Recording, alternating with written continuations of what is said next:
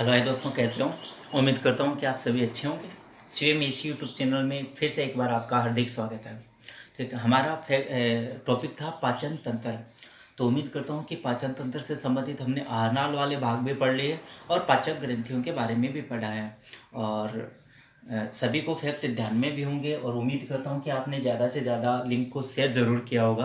तो दोस्तों, लिंक को ज़्यादा से ज़्यादा शेयर करें ताकि पढ़ने वाले विद्यार्थी या तैयारी करने वाले विद्यार्थी इस समय इस चीज़ का फ़ायदा उठा सकें। ठीक।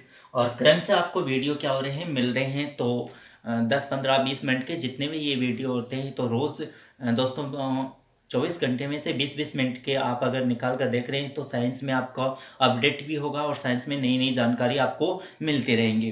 तो बिना समय गवाए हुए आज हम करते हैं पाचन तंत्र का सारांश। तो दोस्तों, पाचन तंत्र से संबंधित जितने भी सारांश या मुख्य फैक्ट क्या होते हैं वो हम आज पढ़ने जा रहे हैं। तो बने रहिए आप मेरे साथ और पाचन तंत्र को समझते हैं। सबसे पहले अगर देखें कि पाचन तंत्र से अगर यहाँ ये देखा जाए तो पहला तो इसका सारांश यही है कि किस रस, यानी क्वेश्चन टाइप भी बता रहा हूं कि किस रस में पाचक एंजाइम नहीं पाया जाता। क्वेश्चन बन सकता है। देखो, सारांश से संबंधित ही होते हैं जो क्वेश्चन साइंस में बनते हैं, वही है। क्वेश्चन को ज्यादा से ज्यादा घुमा सकता है, लेकिन हमें सारे फैक्ट ध्यान में होने चाहिए दोस्तों। किस रस में पाचक एंजाइम नहीं पाया जाता? ऑप्शन दे देते हैं। पहला लार रस, दूसरा आंतरीय रस, तीसरा पीत रस और चौथा अग्नाशय रस। तो दोस्तों, तो किसमें, यानी ऐसा कौन सा रस नहीं बताया आपको जिसमें कोई पाचक एंजाइम नहीं है? ऑप्शन देखें। लाल रस है एंजाइम अल्फा एमाइलेज कार्बोहाइड्रेट का पाचक एंजाइम नहीं पाया जाता। यह ऐसे क्वेश्चन को अंडरलाइन करिए, यानी इसमें नहीं पाया जाता। दूसरा आंतरीय रस, अधिकांशतः भोजन का पाचन आंत में होता है, तो आंतरीय रस में भी है। अग्नाशय रस पूर्ण पाचक रस है दोस्तों, तो इसमें भी है, यानी कौन सा नहीं है? पीत रस में क्या नहीं पाया जाता? पाचक एंजाइम, क्योंकि मैंने कोई जिक्र ही नहीं किया कि पीत रस में कोई पाचक एंजाइम होता है। ठीक है, ये। फिर नेक्स्ट क्वेश्चन देखें, नंबर 1, नंबर दूसरा। भोजन पचने का सही क्रम। ऑप्शन अलग अलग देंगे इसमें, या तो क्वेश्चन नहीं है, ऑप्शन चेंज करेगा। पहला देखें कि भोजन पचने का सही क्रम क्या है। ठीक है, तो सबसे पहले कार्बोहाइड्रेट का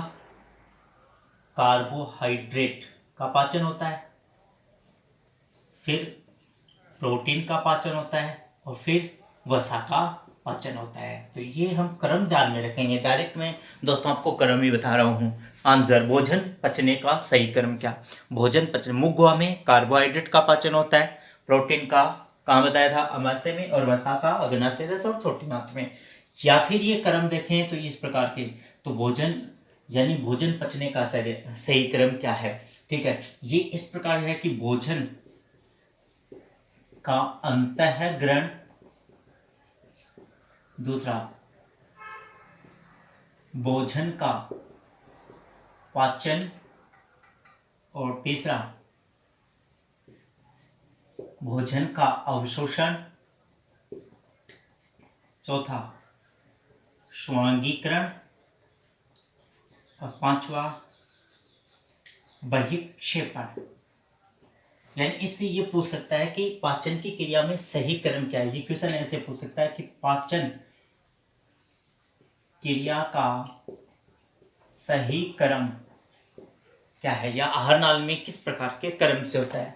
तो भोजन का सबसे पहले भोजन को अंतःग्रहण करेंगे, दांतों के द्वारा टुकड़ों में परिवर्तित करेंगे और बोलस के द्वारा उसे निगल करके हम ग्रसनी, अग्नाशय और अमाशय तक भेज देंगे।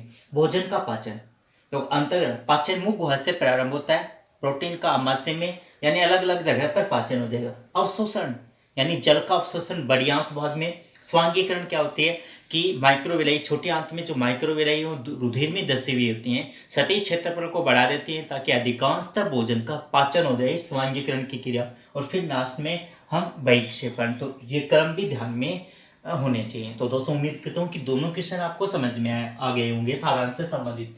ठीक है, फिर नेक्स्ट देखें। नेक्स्ट सारांश से संबंधित अगर क्वेश्चन हमारा बनता है तो दंत सूत्र। दंत सूत्र, मनुष्य का दंत सूत्र कितना? 21, 23। और नवजात शिशु का दंत सूत्र कितना होता है? 21, 0, 2। दोनों ध्यान में रखेंगे, बच्चे का 21, 23 और 21, 0, 2। फिर मनुष्य शरीर का सबसे कठोरतम भाग ये भी बताया था कौन सा? इनामेल। और इनामेल कहाँ का होता है दोस्तों? दांत वाला भाग होता है। ठीक है, मनुष्य शरीर का सबसे कठोरतम भाग। फिर आहार नाल की कुल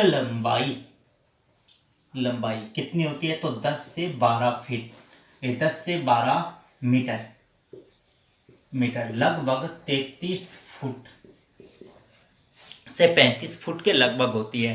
तो दोस्तों अलग अलग में आपको आंकड़े अलग अलग मिल सकते हैं, लेकिन औसत 10 से 12 मीटर ही मानी जाती है। तो आहार नाल की कुल लंबाई। फिर अगर देखें तो आहार नाल का सबसे बड़ा भाग छोटी आंत, जिसकी लंबाई कितनी बताई थी? यानी लगभग देखें तो 6.5 मीटर औसत होती है, लेकिन 6 से 8 मीटर भी कहीं आपको मिल सकती है। याद रखेंगे 6.5 मीटर। फिर है आहार नाल का सबसे चौड़ा भाग कौन सा है? तो ये बताया था अमाशय भाग। सबसे चौड़ा भाग कौन सा होता है दोस्तों? अमाशय होता है। तो ये कुछ फैक्ट्स थे हमारे सारांश पाचन तंत्र से संबंधित। बाकी मैंने सारे बता दिए, और नेक्स्ट जो होंगे आपका क्वेश्चनों में बता दिए जाएंगे।